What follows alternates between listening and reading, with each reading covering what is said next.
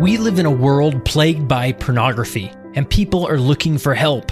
When an individual struggles with pornography, they often turn to their church leader for that help. How does a leader help a person overcome the shame of this issue and start seeing positive progress? How can a leader help youth to open up about struggles with pornography? What are some lasting, proven tactics that actually make a difference? In order to help, Leading Saints has created the Liberating Saints Library with more than 20 presentations featuring individuals who have a unique perspective or expertise around this topic. 3 of those most popular sessions are available to watch now. Simply text the word LEAD to 474747 to start watching now, or visit leadingsaints.org/liberating. And remember, text the word LEAD to 474747 in order to access the 3 most popular sessions of the Liberating Saints Library. Welcome back to the Leading Saints podcast. Leading Saints is a nonprofit organization dedicated to helping Latter-day Saints be better prepared to lead. And we do that through content creation, much like this podcast. We have articles at leadingsaints.org you should check out, a weekly newsletter you should subscribe to. Also has unique content. So let's jump into this week's episode.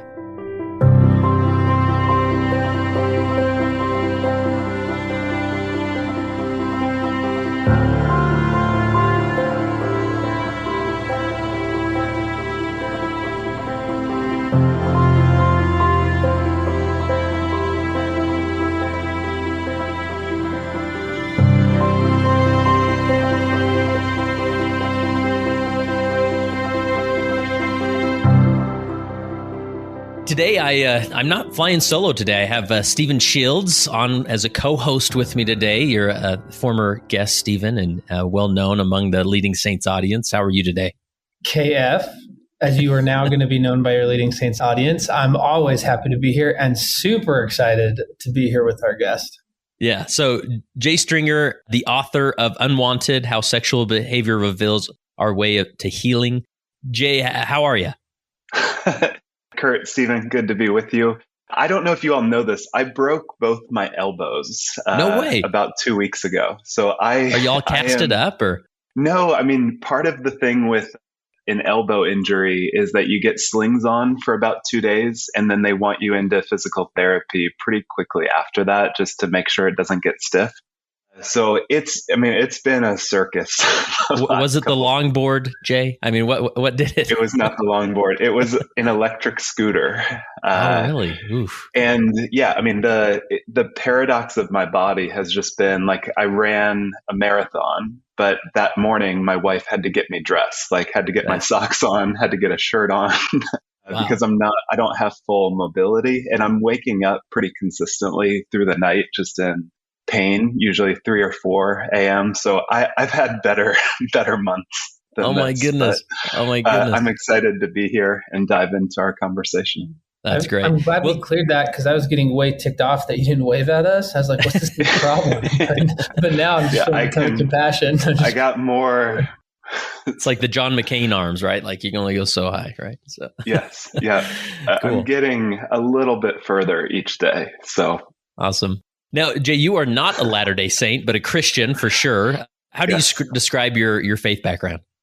So I grew up, my dad was a Protestant minister, grew up in the Presbyterian tradition, and then I went out to seminary. So I got my Master of Divinity and my Master's of Counseling Psychology. So I'm an ordained minister in a Reformed church. And then also most of my work is as that Master of Counseling Psychology student. Awesome. So the MACP has gotten me all my work since graduating from seminary and grad school. So yeah, great. And I always have to ask when we have a non-Latter-day Saint on the Leading Saints podcast, any specific experience, whether it's positive, negative, or really strange with other Latter-day Saints or Mormons, as we're often referred to, that comes to mind? Mm-hmm.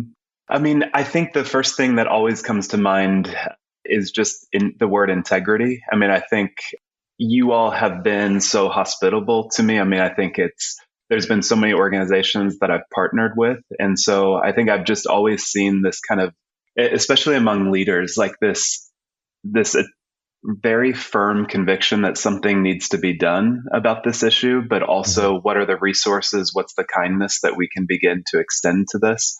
So yeah, I'm deeply encouraged by just what you all are doing to even have this conversation. So that's always the first thing that comes to mind is integrity and compassion with regard to what you all are doing. So, all right, good. I was worried of a strange interaction. So this is good. But it's not just a Latter-day Saint issue. It's a Protestant issue. It's like any community that tends to have some level of purity, holiness, it begins to kind of set up this kind of zone of secrecy where rather than really believing that the gospel enters into our heartache, actually incarnates God's self into places of misery throughout human history, we tend to think that we need to be able to clean it all up for God and Jesus. And I just don't find that to be true theologically. And so I think anytime there's a tradition that, deeply wants to honor God, remain some level of purity, sexual integrity, it's going to set up something of hiding and a lack of education around understanding our bodies. So I think that's just the challenge of a lot of faith traditions these days is we have not adequately prepared our men and women for the bodies that they're entering and understanding of sex and sexual health. And we can dive into all those themes later, but it's a huge challenge for any faith-based organization, community. Yeah. And so I'm curious, there's lots of leaders listening and I remember being that bishop who seeing individual come in time and time again, just struggling and getting to the point of okay, well, I've shared all those scriptures I usually share, and I've said all those things I usually say. Like what's going on? How do you frame this topic in a way that is actually encouraging that leaders can say, hey, there's actually a way forward to help people? Mm-hmm. Yeah, I think part of what the church has really failed at is to be able to make this something that needs to be managed, right? And so usually when someone is struggling with some form of sexual brokenness, it's a sense of, well, you should probably get some relationship around this. Let's break the shame and bring you into community, which I'm all for. Maybe let's try and get you some internet monitoring on your computer. And it's essentially, let's put up fences and guardrails around temptation.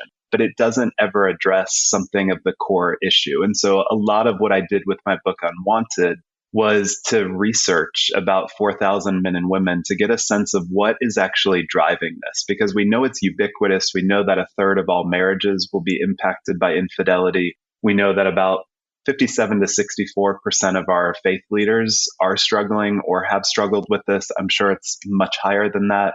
We know that most of our communities are deeply struggling with this, and yet the primary approach that we have invited them to entertain is this notion of trying to manage something. And so a lot of my research looked at what were the core drivers, the key drivers that actually influence people to pursue pornography, to pursue that extramarital affair, to buy sex. And essentially what the research showed was that our unwanted sexual behaviors are not random at all. They're a direct reflection of the parts of our story that remained unaddressed. And so the bell that I constantly ring with regard to my work is that unwanted sexual behavior is a roadmap to healing, not a life sentence to sexual shame or sexual addiction. So I think, as leaders, we need to be able to invite people to confess, to be able to talk about the brokenness of their lives, and then be able to say the brokenness actually provides keys. It provides clues into the healing that God actually has for you. So I think all of this is true. If I'm struggling with anxiety, the anxiety is trying to get my attention of being able to say, something is overwhelming to me and I don't know how to process that. That anxiety doesn't need to be managed. It needs to be listened to. Same thing with depression. If I'm struggling with depression, I need to talk about that. And a good leader will say, my guess is this isn't just a chemical imbalance. That might be part of it. But also, when did the depression really begin to solidify and cement in your life? And then lo and behold, you're in the stories of heartache. You're in those stories of something happened to me and I had no one to be able to talk through about that. And depression is the fruit of that. And so I think this is a reframe of not just trying to manage or heal unwanted behaviors, unwanted mental health conditions. I mean, we want healing eventually, but first we need to be able to be curious about what is the symptom? What is the struggle actually trying to communicate to people? And I think as leaders, we need to be able to listen to the stories that informed the actual struggle that they're in. And I love the concept of, because oftentimes as a leader, as an individual would come in and maybe confess a sin, I would see that sin as a form of cancer. Like, we need to rid this spiritual body of this cancer. We need to stop it. We need to avoid it. And so that's where the guardrails go up, right? But how you frame it, it's almost like seeing it as like a roadmap. Like, wow, like now God is giving us information actually through this experience that we can learn from. But that, like, the inner pastor in me feels like, no, we can't say that anything's good about this experience, about this sin. Yes. Yeah, that's well said. That's the bind, is that it in some ways, it is very much a cancer. It destroys people's lives. It seeps them in shame. It causes massive amounts of debris within marriages. It destroys so much about people's lives. So I think we do need to have that sense of like, this is something of a cancer. It will destroy our lives. But at the same time, we need to be able to be curious about the stories that informed it if we're going to heal it, because it just keeps coming back in the way that we currently have it set up. So that's, I think, just the big invitation, is that our unwanted behaviors of all kinds are really the doorway to the wider work of the gospel to bring healing to our lives. And sometimes these unwanted sexual behaviors are the most honest dimension of our life. And that's the way that we need to be able to see it. So, just two quick research findings from my study is that we found that men who were struggling with a lack of purpose were 7 times more likely to use pornography than those who were not struggling with a lack of purpose. So the lack of purpose were people who didn't feel like they liked their careers. They looked back at their life and saw a lot of failures. They didn't feel like they could get any momentum going in their life. And if that was their story, again, 7 times more likely to increase their level of pornography use. So even that stat ought to be an invitation for a leader, for someone struggling, to be able to say, if you don't really like your life, there's a lot of squatters that are going to come to dwell inside your house. And so if you don't like your life, you're never going to take authority over it. And so that's not just take a class on purpose, but it's to be able to say, like, what do you most want out of life? And so much of what pornography and unwanted behaviors do is that they begin to destroy the nature of desire. So when I begin to think about desire is bad. Desire brings me into unwanted sexual behavior. Desire is a cancer that needs to be rooted out. And it's like, no, desire is actually beautiful. It's the fount of life. It's vitality. And pornography has stolen, it's manipulated the desire that God has given to us. And so much of this is not about quitting unwanted behavior. It's about reclaiming desire so that I can actually long for what is good, true, and beautiful. And so that civil war with desire is what every man and woman struggling with unwanted behavior is dealing with. And so we've got to engage the civil war and invite people to reclaim, take authorship, authority over those behaviors. Well, I hope every leader plays that back and hears that part, because I feel like a lot in my recovery process, even starting it, was this is bad, so you have to get this out. But internally, my story and my desires are wrapped up in that. So it's hard for me to untangle that just I'm bad, right? Just this core of who I am is bad. And so it's like, so I'm like, I need to, because I remember I was working as a commercial real estate broker, and I was like, I'm probably married to the wrong person. Like, I'm at the wrong job. Like, I literally need to scrap every piece of who I am. Like, I need to throw out my story, because it internally, even without knowing it at the time, the correlation that you're talking you're just speaking the truth. And so I think when that over message, the top is, hey, this needs to get cut out. You need to shut this down. It's more of, you need to transform it and do it a different way. The desire is good. Executing the desire that way, moving it that way, is going to lead to the less than, right, of who you really are, and not having the gospel fully alive in you. But I love how you said that, because so often it's like, I had someone recently in my office that I'm like, so if you just weren't looking at porn, life would be great. Like if we just like plucked that behavior out, and they're like, yep, everything would be perfect. Right. And no, and I'm like, oh, they have not connected with their heart. They don't, we're getting started. And so often I think that's the approach as a church leader is like, if we can just get this behavior, if we can just get this chess piece off the board, then great, we're good. You're coming to church, you're in the faith community, raising your kids, whatever, and we're good to go.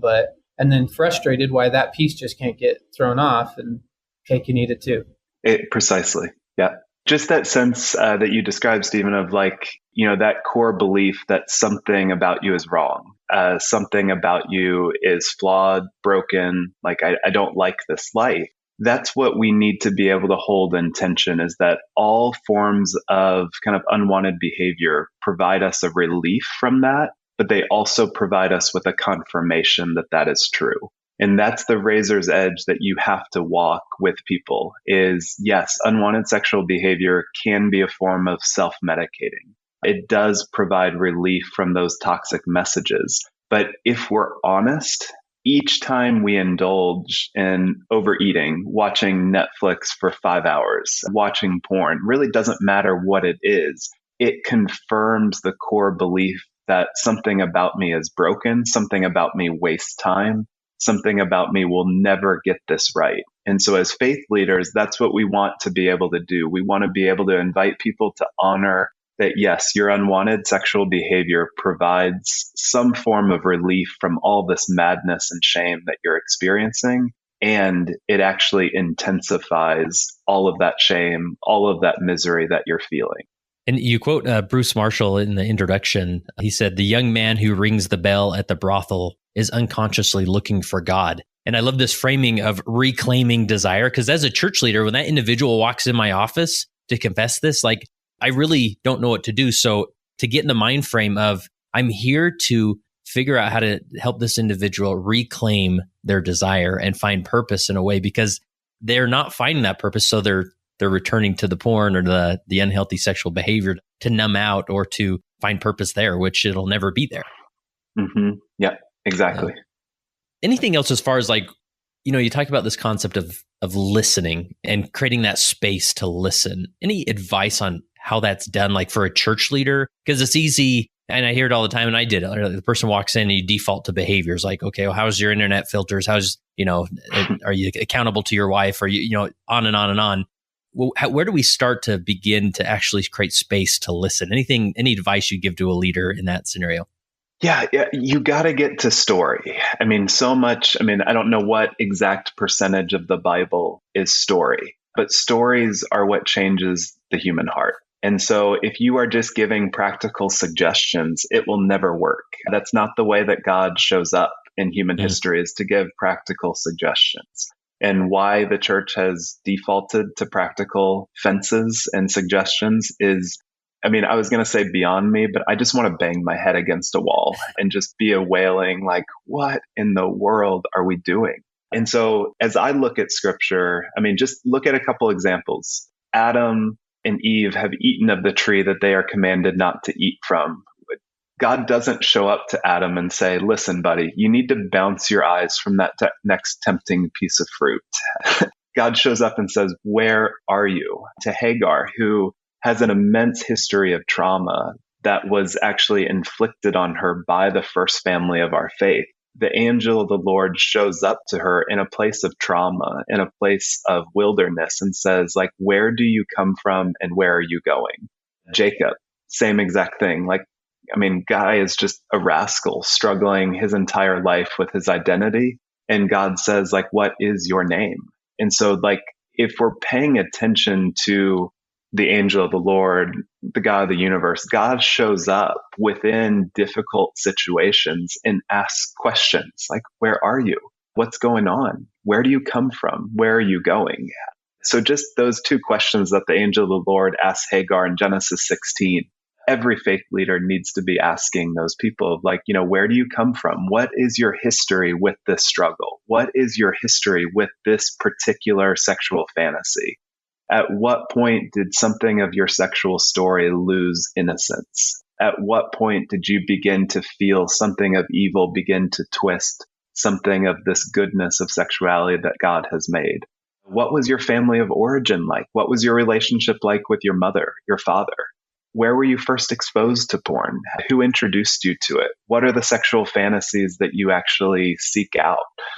So I think if we can begin to get into questions, we're going to get into stories. And when we can get into those stories, we can help people connect the dots between the present unwanted sexual behavior and the past. And I would say that has to be the goal for every church leader within this area, is you have to be able to build a bridge between the unwanted sexual behavior in the present with the past underlying pain and kind of harm to someone's sexual story. So until that bridge is actually constructed, you will inevitably consign people to fight the same battle over and over again without any invitation to help them understand the real battle that they are facing.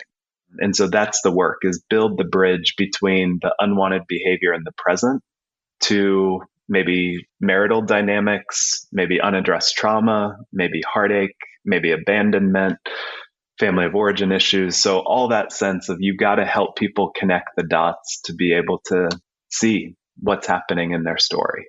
Yeah. My mind, as a bishop, often it's easy to project my story onto them, right? Like, you've grown up in the church like I did, and I don't have this problem. So there must be something, like you just have to, tighten down your routines or something. Are you exercising often, right? And we sort of project that feeling, but to step back and say, no, I'm actually going to hear their story, where they've come from. But then that gets me to a place where I think, like, I'm not the guy to do that and unpack that. And you start talking about trauma and pain and, history of this abuse. And then I'm like, let's just give it to the therapist. We just need to get you to the therapist and they'll handle it. And so sometimes I grapple with what my role as a leader is in that scenario when, wow, this person is now trauma's in the conversation. Like, I don't even want to go there. I don't know how to handle it. Yeah. So great point. So that sense of like, what, I forget who exactly has this quote, but essentially, like, we are harmed in relationships and we are healed in relationships. And so that sense of, so much, everybody coming in to talk to you has had some level of relational harm, which is what? It's the category of betrayal. And so that sense of like, I don't really trust people to be able to hold my story well, to be able to be there with me in the difficulties of my life. And so part of what, as a faith leader, as a bishop, like, you are beginning to offer a different type of template for relationships. So maybe they had a mother or father that didn't actually ask them any questions about their life. They went through all of middle school without a sense of like, how are you? Where do you come from? What do you want out of your life? And so the moment that you begin to ask curious and kind questions, you are reframing, offering a new template for what relationship could be like. And so you don't have to be an expert in understanding sexual trauma, but you need to read The Body Keeps the Score. You need to read some books that will be able to help you understand the nature Unwanted. of trauma. You should read the book Unwanted. And by the a guy named Jay Stringer. Pretty good one. Yeah. Yeah. Awesome. But yeah, you need to read a couple books to be able to understand, to be able to have fluency in language. But that curiosity, that sense of like, I can look at your face and hear your story and not wince and not turn away, but I'm here, I'm with you, I'm for you.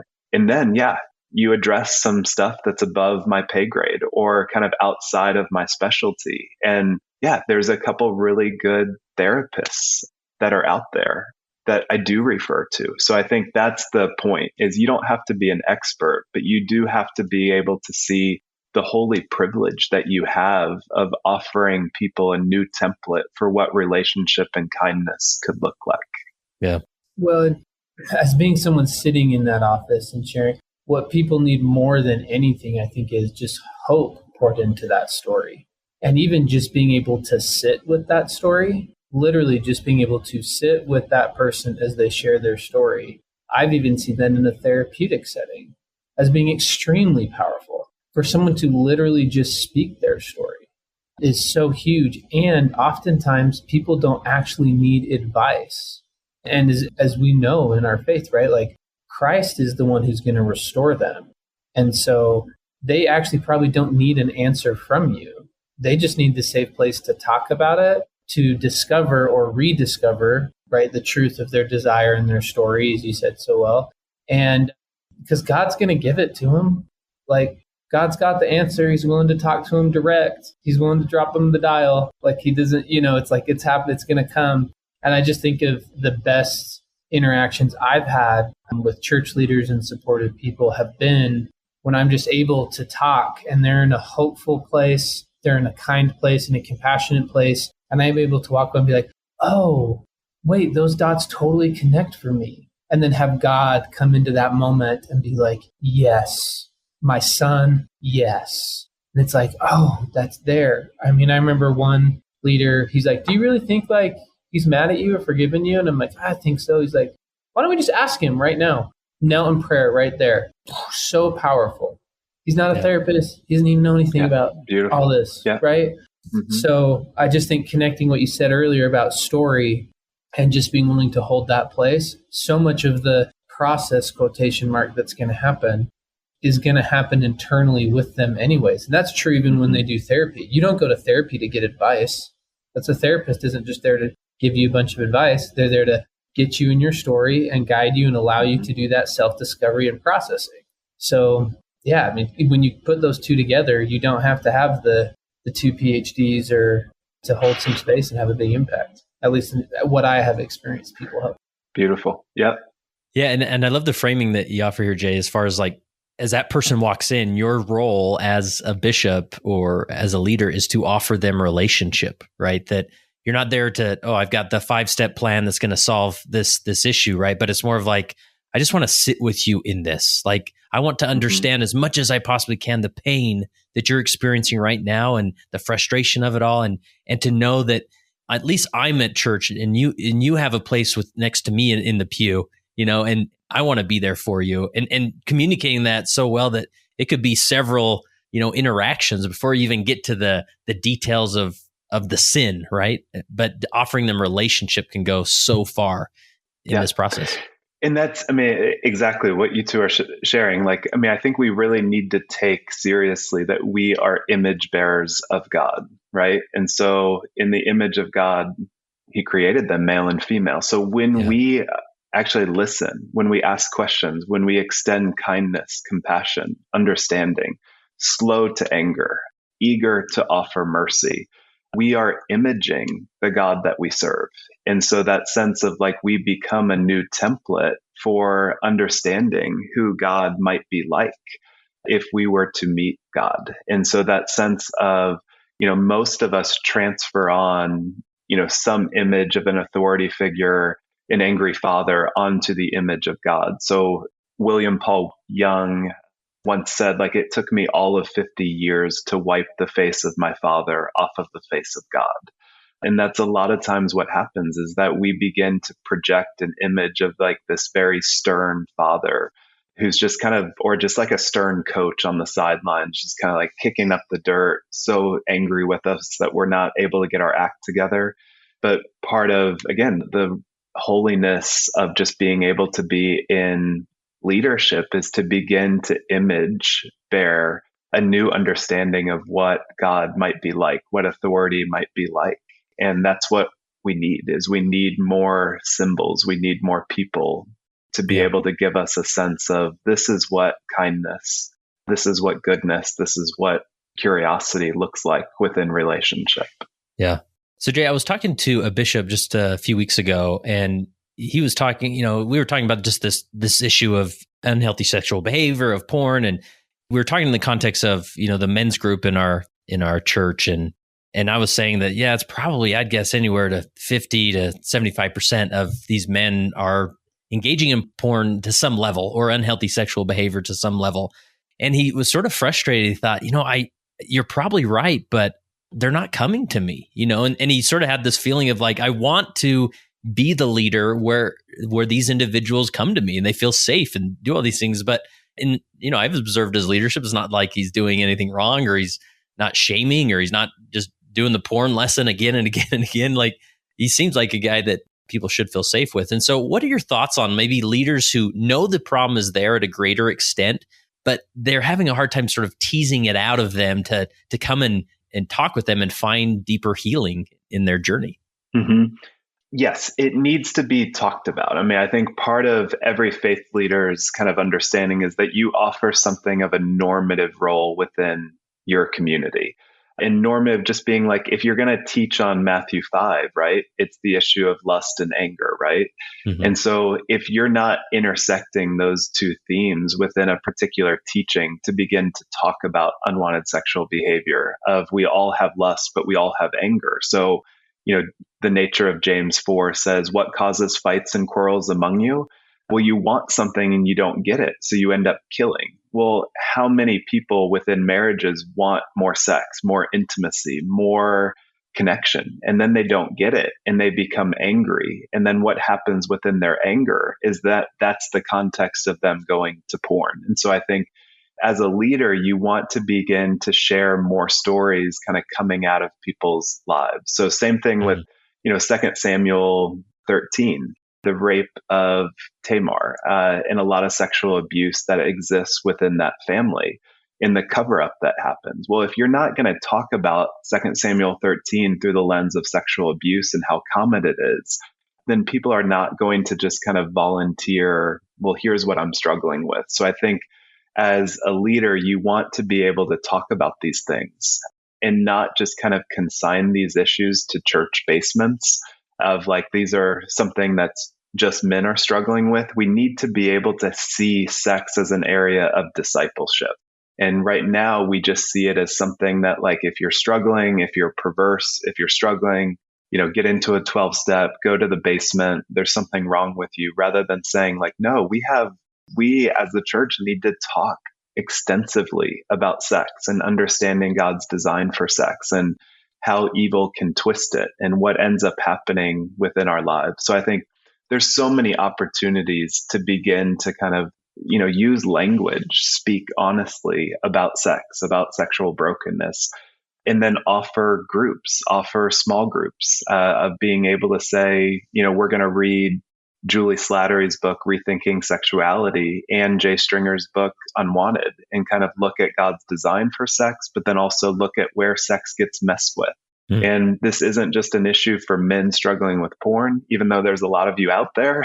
This is an issue for our entire community to really begin to grapple with. So It's got to be talked about, or it's always going to be in silence. So the idea of shame is when I am in shame, as Stephen put really well, like I'm convinced that something about me is terrible, unworthy of love or belonging, as Brené Brown says.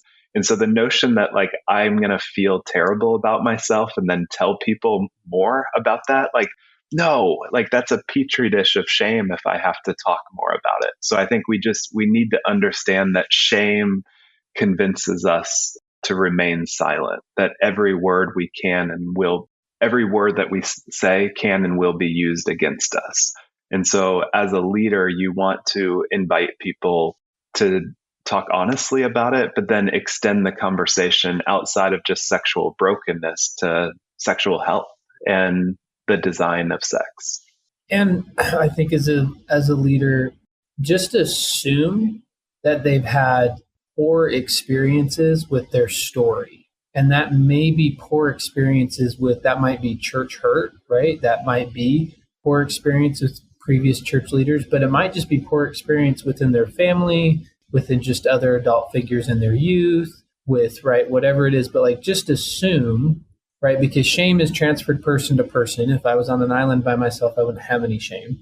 So it's like by default, if this person is having this unwanted behavior and shame is present, we know as leaders by default, they have already had bad experiences. So I have had 10 experiences that have deeply impacted my life, or 100 or whatever it is, before I ever set foot into the church or into your office or into that front lawn conversation or at the church party or even in the church basement, that has told me, you are totally going to judge me. You are going to reaffirm that I am unwanted. You are not going to want me like everyone else doesn't want me. Like they are coming in hot, already assuming the worst about you.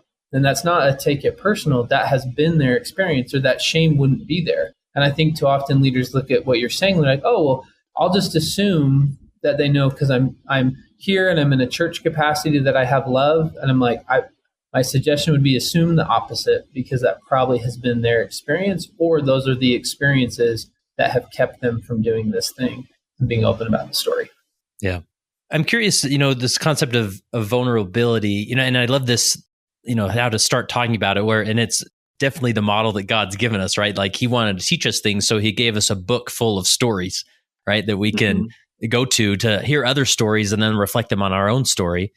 In our faith tradition, I'm sure it's found elsewhere, but just this concept of vulnerability, of like stepping forward and being like the person that raised their hand and says, hey, I feel broken and unwanted. Anybody else here? Like, it's so easy to sort of put this pose on walking into church and whatnot.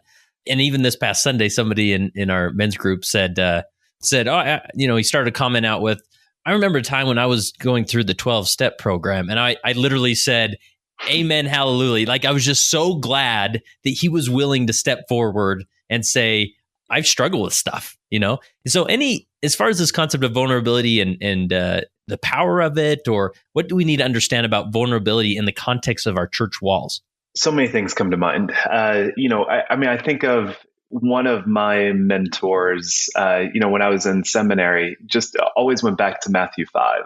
And the nature of sin is lust and anger. And when you lust, you're an adulterer.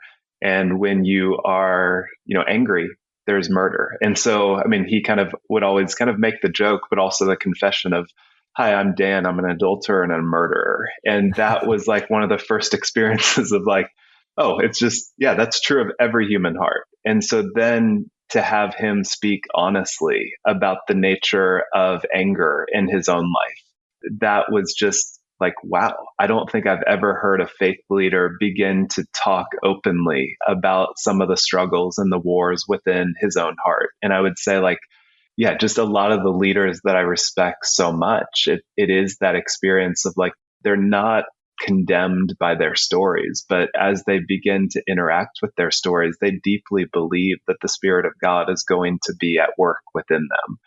So one of the images that I always think about is there's a Japanese form of art called kintsugi, and it's basically like you should look it up if you are at a device that you're able to, but it's basically like there's a broken piece of pottery and that question of what are you going to do with it? And a lot of people throw it out, but what kintsugi does is it literally means golden repair. And so the artist basically puts the pieces of pottery back together and then fills it with a golden filament that begins to offer the repair. And so when you see the piece done, it's stunning, but you can actually see where the cracks were, where the vulnerability of the piece was. And so kintsugi actually sees the brokenness of the pottery as an essential component to the beauty. And I think that that's the point of the gospel, is like it actually highlights the brokenness, the wounds.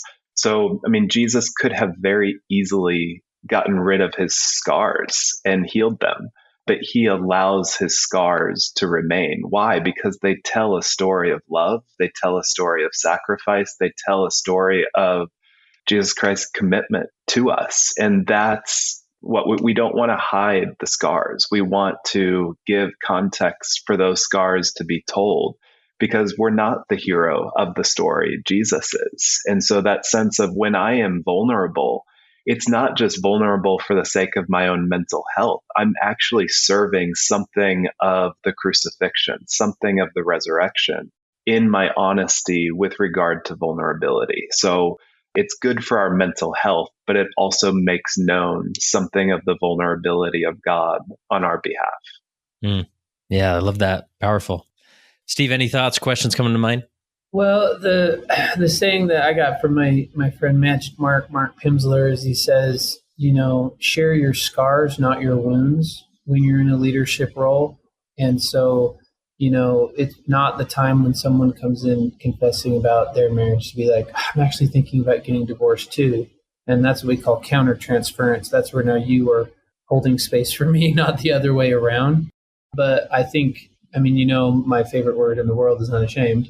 And to be completely unashamed about the scars and the Savior's, it could not be clearer what Jay just said, right? His intention with that. And so I think scars, share all day long. An open wound right now, yeah, probably not. Probably not the thing to share in a sermon or in that group or in that confession. Probably not. But, the scar, that's why they're there.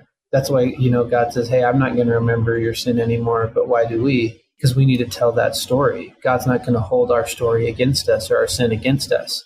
But he absolutely wants us to share it and share our scars and say, look what Christ has done, to what Jay said. That's how God is being able to share his light through us. Look at what he's done in my life. I was dead and now I'm alive. I'm a new creature. It's possible. It's happened. Yeah.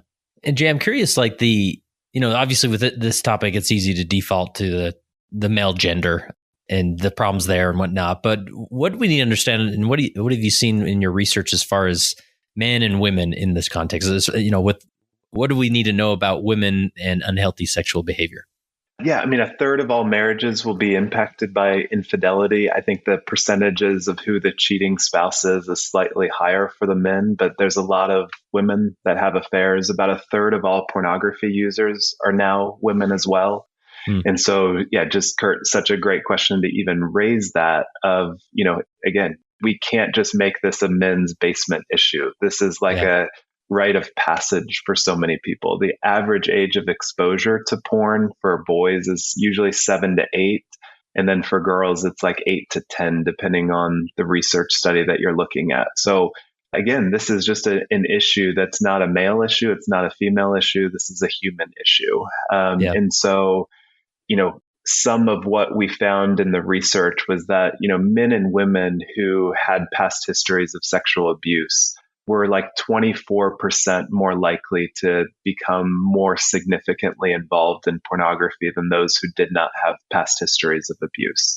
And so, for a lot of women, sometimes there's that experience of having a past history of sexual abuse that sets a sexual template where they feel a lot of shame, maybe feel out of control. And then in their pornography use, in their unwanted sexual behavior or promiscuity, they begin to reenact some of those core themes that were true of their childhood. And this is for men and women. So I think we just, really being able to kind of say this is, again, back to that notion of this is a human issue that affects all of us is the place to begin. Yeah. And is there a different approach that we should keep in mind, or is it the same, the same principles apply as far as, offering relationship, hearing their story, those types of things? Is there any different approach that maybe leaders should consider? Exactly. Yeah. I find with a lot of women, there's a sense of like they never felt like they had their own sexual story. And so whether it was just some of the stats of like 1 in 3 women will know some history of past sexual abuse. The amount of women that will know some experience of a sexual assault or an unwanted sexual advance within the course of their college experience. And then the issue that a lot of times people begin to think about sex as more of a man's desire and a man's right. And so a lot of women basically just orbit their sex and their sexuality around what they think their husband wants. And so much of women is just that sense of like, where has your voice been taken away? Where have men done a lot of harm against you? And so I think those are the stories to begin to hear is like, when did something of sexuality become stolen for them? When did it feel like an act of manipulation? And then again, what does it look like for them to begin to take authority over what they want sexually? And so a lot of times, just the issue of pornography becomes something that was introduced to them. It was just something that found them, but it's not something that brings them life and an experience of goodness and connection. And so I think that's the big kind of takeaway is not just change your unwanted behaviors, but if you were to imagine a healthy sexual life, what would that even look like for you and how could you get there? So I think just trauma is about fragmentation. It takes away imagination, and healing, recovery are about kind of integrating the pieces of your story from the fragments and then engaging in imagination all over again of what your sexual story could look like if healed from the work of evil and the harm of other men and women in your life. Yeah. Going back to this concept of relationship and from reading your book, it seems like this, community, offering community or a community for an individual connection is going to be a big player in somebody's healing and recovery. From a church leader standpoint, it's sort of like, maybe we don't know what to do that other than, hey, you need to go to more church activities. We need you here on Sunday because you need community, or let me assign you 2 or 3 friends. All right. And you're going to like these people and they're going to offer you community. Right. And so any thoughts as far as like the way to effectively get people connected or into a community so that they can find that connection? Yeah, I mean, connection is so important for recovery, but I think sometimes that can kind of be presented as the silver bullet. So there's a good TED Talk out there where the guy basically argues that the opposite of addiction is not sobriety, it's connection. And you'll never hear me disagree with that. So, if you are struggling with addiction, like it is good to be able to connect with other people, men and women that are on a similar journey to you. But people also need to be able to tolerate being alone. And so with various forms of homeopathy or a snake bite, right? Like you actually need to ingest a little bit of the venom in and of itself in order to heal. Sometimes that's what we need to be able to learn how to be on our own and know how to find our window of tolerance, know how to find calm. Like this is the language of Psalm 131. Like, for I have stilled and quieted my soul, like a weaned child is my soul within me. So that's the balance, is we need to be able to invite people to find what we in the field call affect regulation, which is basically the ability to calm yourself down, to be able to notice when you're stressed and find calm. So we need to do that individually, but then interpersonally, as you put well, like we need to be able to have that connection. So my advice there would be, think about connection in terms of like a year-long, 3-year process. And so does unwanted sexual behavior need to be included in that? Yes, because sex is an area of discipleship. So a plug on an online course that I have is called the Journey course. And that is used by a lot of faith leaders all across the world. And it gets people into their stories. So it allows for accountability, not just to be about the bad things that they've done, but it allows them to kind of tell their story, share their story. But I don't think you should just stay with the Journey course. I think that eventually needs to go into some type of community engagement around purpose and desire. And if you were not so sidelined by shame and a lack of imagination, like where do you want your life to go? Is that about fathering? Is that about mothering? Is that about your career? And so we need to be able to offer community around the holistic nature of people's lives, which is going to include sex, but also relationships, but also vocation. And so I think it's just, we've got to broaden our understanding of community. So if you're only in a basement discussing how broken you are every week, there's going to be no desire to continue that. Yeah. It will work in a season of crisis for like 6 months. And then you're going to be like, I'm done with this crap. I need out. And why? Because there's more to the human heart than just something broken. We're much more afraid of our beauty and our desire than we are of our sin. Yeah. Wow, that's powerful. And I appreciate you sort of recognizing that connection is important, but it's not the silver bullet. And because we can sometimes use it as more of a distraction. Like, go to activities more, you have more friends, and distract yourself from this lust that you keep being drawn towards. In reality, it's a longer process that needs to unfold a little more naturally, right? Yeah, I do a lot of individual intensives with men and women and bishops and all, just people trying to understand their sexual story. And the guy that I saw last week, without going into any details, I mean, the therapy that he was involved in the church community was, okay, what are you going to do on Monday night, Tuesday? He was a single guy, Monday night, Tuesday. And they tried to book him 7 straight nights. Yeah. And I'm like, sorry, you've got to be, let's just call him Dan, but you've got to learn how to be with Dan. Yeah. Because you hate him. And so these distractions, they're good to be able to have community, but until you can sit with your shame, sit with how much you despise yourself and transform that and become a different person. And that's a lot of people that struggle with unwanted sexual behavior, their addiction is like, I'm always seeking a new object, a new community, a new shiny thing without ever developing themselves as the subject. And so that's a lot of my work is like, yeah, you could find a new affair partner all day long. You could find a new community all day long. But until you develop yourself and enjoy yourself as the subject, nothing will change. And I think that's, that balance of, yes, we need community, we need people. But if you despise yourself, you're going to be miserable in most of your relational setting. Wow. That's so helpful. So insightful. Well, as we wrap up, Steve, any final questions or you want to ask from your side? No, I mean, I think probably the only question I would, throw out there, Jay, is how would you guide someone to best determine the community they find? Because I think people, that's the frustration is it's like, I should go to therapy. It didn't connect, or to a therapy group, or to a 12-step, or back to church, or a different church, or whatever church. And so what's the advice, that you would give someone starting the journey, or if a leader's got someone sitting in front of them to find the community? Because I found all communities are not the same. And so there was really, for me, a sifting of like, which community, like, oh, these are not the right men that are going to see my real story and call me out into what are my real desires. And so, how do you, just to be on that tangent still of community, how do you kind of decide, like, is this the right community for me? Is it not? And how do you go about finding them? Mm-hmm. Yeah. So it's an interview process. I mean, the person that's seeking it out has the authority to be able to say, no, this place is not for me. Like, this place feels like antiquated language.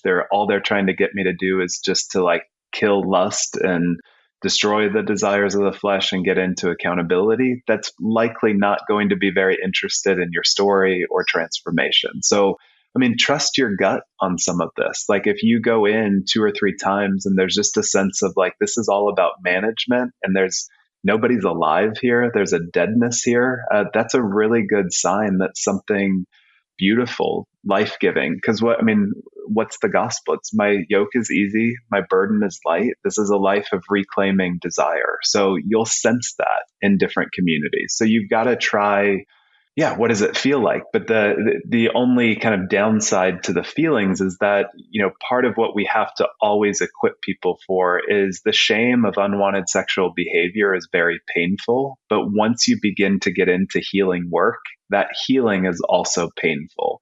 And we don't really prepare people for that. So it's not just like this needs to feel good all the time, but it's a sense of there's meaning being made. So as I enter into the ways that my mother harmed me, my father harmed me, that doesn't feel good, but it's actually, there's meaning here because I'm beginning to connect the dots. So you want to engage a group that has a holistic understanding of unwanted sexual behavior, trauma informed. I think about unwanted sexual behavior as like a river, no different than the Mississippi River. And so the Mississippi is so powerful. Why? Well, it's not just one river. The Missouri River flows into it. The Arkansas, the Tennessee River flow in. And so that is true of good recovery groups, is they don't just see it as a lust issue. They're looking at all the different tributaries that flow into that. So I'm not being exceedingly clear, but I think that there's a lot of capacities of it's got to be holistic. It's got to feel life-giving. And at the same time, it's got to enter darkness. Just that experience of, we want Resurrection Sunday, but if you don't spend time with your Good Friday experiences, your Holy Saturdays, you're not going to get to Sunday. And so I think good communities are there for resurrection and goodness, but they also enter betrayal. They enter loss. Wow. And when you say you have to build that community, like you're going to have to be the one to pull those rivers together. Because I've yet to found the complete plug and play. Like, oh, here is the spot for me. And they've already got all the pieces lined up. And I just kind of got to walk in here. Mm-hmm. Right? Because it is different for everyone. That unicorn does exist somewhere. Yes. Yeah, you just have to make it. It might be 2 or 3 different communities. And so you can't expect it to all be found in one place either. So that's a really key point.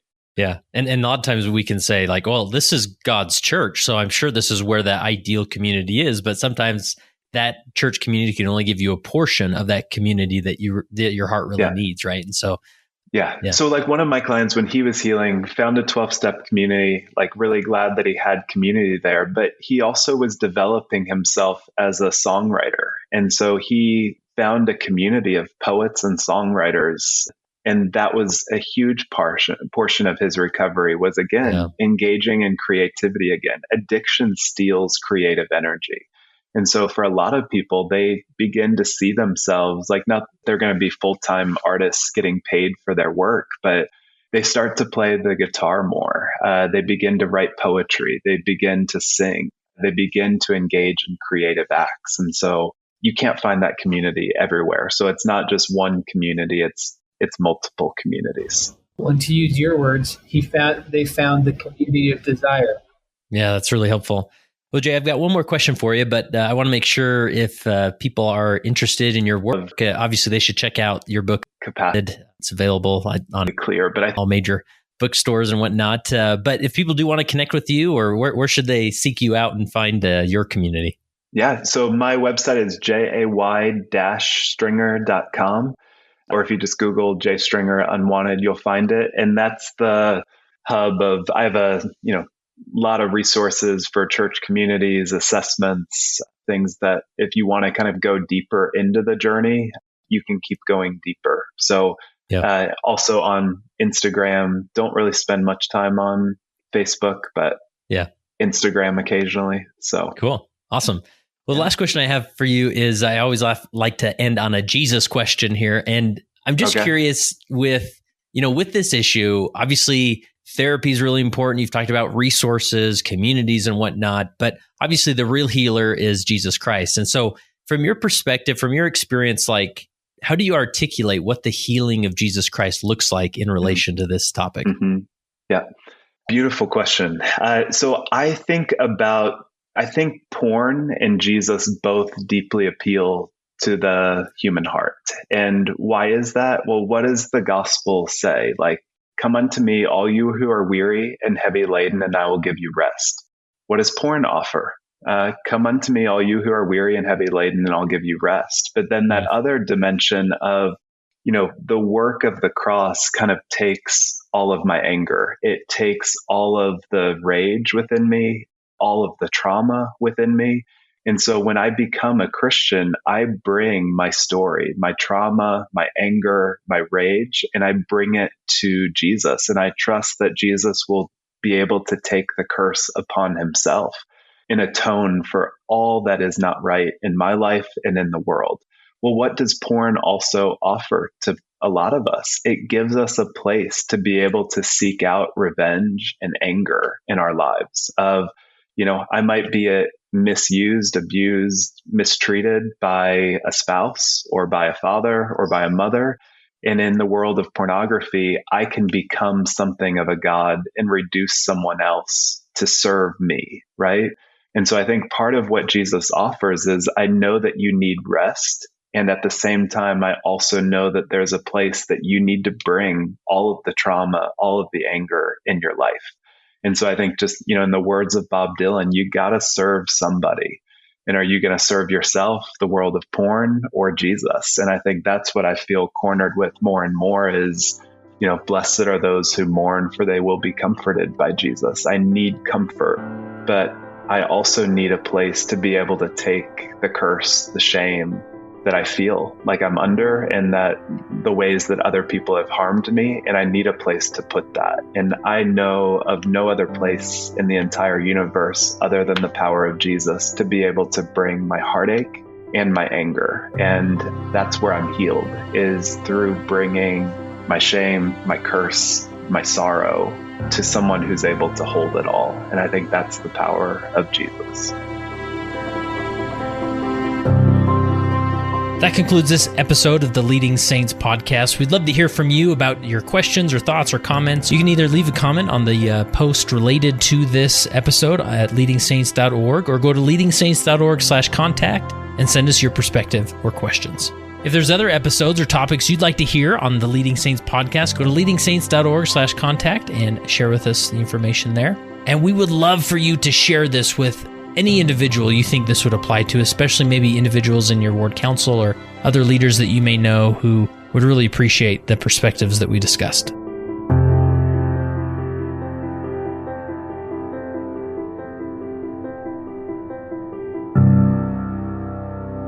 It came as a result of the position of leadership which was imposed upon us by the God of heaven, who brought forth a restoration of the gospel of Jesus Christ.